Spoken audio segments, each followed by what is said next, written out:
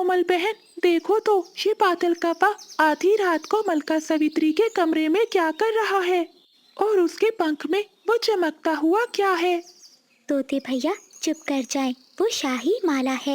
ये जादुई माला लेकर बादल कप्पा पूरी जंगल पर राज करना चाहता है। रात को जब मैं मलका को भोजन देने आई थी तो बादल को देखा था मैंने। वो पानी में कुछ दवा मिला रहा था। अब मुझे सब समझ आ गया। वो ये माला चुराना चाहता है ताकि वो नीली कवि के साथ मिलकर इस जंगल का बादशाह बन सके। लेकिन कोमल बहन, हम नौकरों की बात भला कौन सुनेगा। अगर बादल को पता चल गया तो वो हमें यहाँ से निकाल देगा। हाँ तोते भैया, बस मैं भी इसीलिए चुप रही। लेकिन अब हमें कुछ करना होगा। अगली सुबह हो जाती है। जब मलका सावित्री सोकर उठती है तो उसकी याददाश्त जा चुकी थी। जब सब पक्षी इकट्ठे होते हैं तो बादल का पा शोर मचा देता है। ये सब किया धरा मल्लिका की बेटी बिजली का है। इसी ने ही माला चुराकर अपनी माँ पर जादू किया है ताकि ये जंगल की महारानी बन जाए। माँ जी, देखिए ना, आपकी बेटी ने आपकी हालत क्या कर दी है।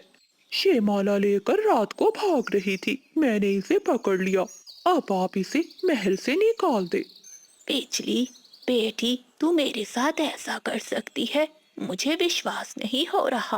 बादल बेटा ठीक कहता है, जा निकल जा यहाँ से। अब मैं तुझे अपने महल में नहीं रहने दूंगी। बिजली का भी रोती हुई वहाँ से नदी के किनारे चली जाती है। चीकू तोता और कोमल चिड़िया बिजली के पास जाते हैं। राजकुमारी बिजली, हौसला मत हारें। मैंने और तोते ने रात अपनी आँखों से देखा है कि बादल कप्पे ने आपकी माँ जी को जहर दिया है, जिससे उनकी याददाश्त चली गई है। चिड़िया बहन, तुम ठीक कह रही हो। मेरी माँ मुझसे बहुत प्यार करती है। ये जरूर दवा का असर होगा, इसीलिए तो उन्होंने मुझे महल से निकाल दिया। अब मैं क्या करूं? कहाँ जाऊंगी मैं? बिजली बहन, बस एक ही उपाय है, अब आप ही वो कर सकती हैं।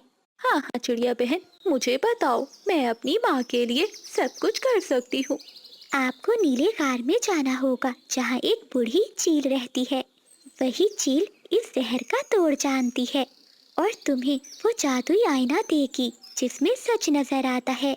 हाँ राजकुमारी, जब तक आप वापिस नहीं आती, मैं और चिड़िया बादल पर नजर रखेंगे और आपकी माँ की रक्षा भी करेंगे।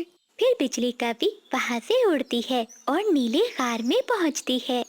वहाँ उसे एक बूढ़ी चील मिलती है, जिसे बिजली कवि सारी बात बताती है। बेटी, अगर तुम अपनी जिंदगी के 3 कीमती पल कुर्बान करोगी तो ही मैं तुम्हें वो आईना दूंगी। बिजली कवि अपनी माँ को बचाने के लिए अपने खूबसूरत पर कुर्बान कर देती है। फिर चील उसे एक नीला आईना देती है और कहती है, ये आईना जिसके सामने जाएगा उसका असली रूप दिखाएगा। बिजली कवि बहुत खुश होती है और वो आईना लेकर वापिस उड़ती है। इधर बिजली कवि के जाते ही बादल कप्पा नीली कवि को महल में ले आता है और वो दोनों मिलकर शाही महल पर कब्जा कर लेते हैं, जबकि मल्लिका को नौकरानी बना देते हैं। अरे ओ बूढ़ी, जा मेरे लिए बागीचे से ताजे ताजे फल तोड़ कर ला। अब तू इस महल की नौकरानी है और मैं मल्लिका। जा बुढ़िया, अभी तक सुना नहीं, मेरी नीली जी ने तुझसे ताजा ताजा फल मांगे हैं। बेचारी बूढ़ी सावित्री वहाँ से बागीचे की ओर चली जाती है। मल्लिका, आप रुक जाइए, मैं आपको ये मीठे फल तोड़ देती हूँ। ऐसा कहते हुए कोमल चिड़िया कुछ फल तोड़कर टोकरी में रख देती है। मल्लिका, आप चिंता नहीं करें, सब ठीक हो जाएगा।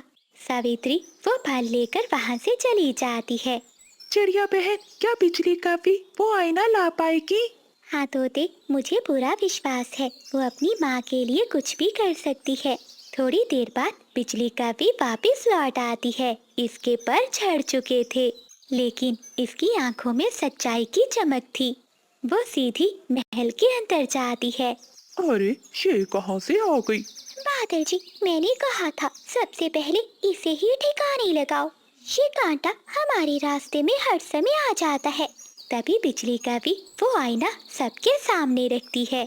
जैसे ही मल्लिका आईने में देखती है तो इसे रात का वो मंजर नजर आ जाता है जब बादल इसे जहर दे रहा था और माला चुरा रहा था।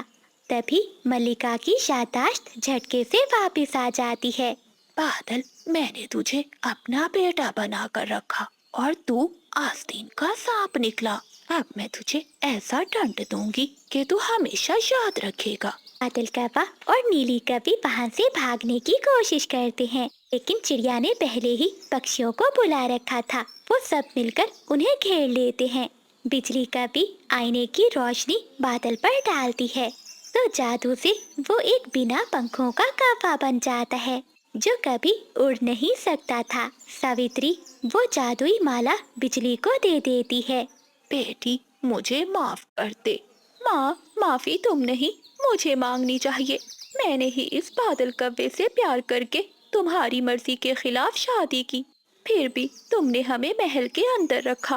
मैं ही इस कव्वे के प्यार में अंधी हो गई थी, लेकिन मुझे क्या मालूम था कि ये नीली के साथ मिलकर साजिश कर रहा है।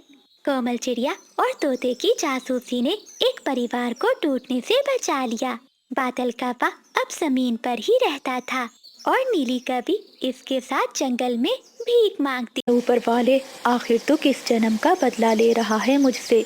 मेरा और मेरे बेटे का क्या कसूर है? बबली कबूतरी अपने बेटे बबलू को लिए तेज बारिश में उड़ रही थी। उसके पति कबूतर ने उसे धोखा देकर दूसरी शादी कर ली थी और बबली कबूतरी को उसके बेटे के साथ तेज बारिश में घर से बाहर निकाल दिया था।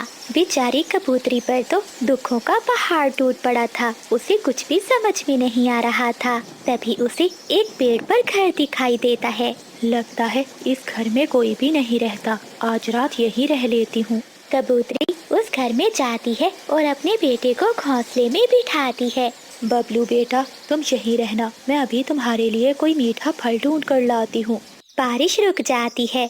कबूतरी अपने घर से निकलती है। उसे एक पेड़ पर फल दिखाई देता है। जैसे ही वो फल तोड़ने लगती है तभी एक चील पीछे से कबूतरी पर हमला करती है। छोड़ दो चील, मुझे छोड़ दो।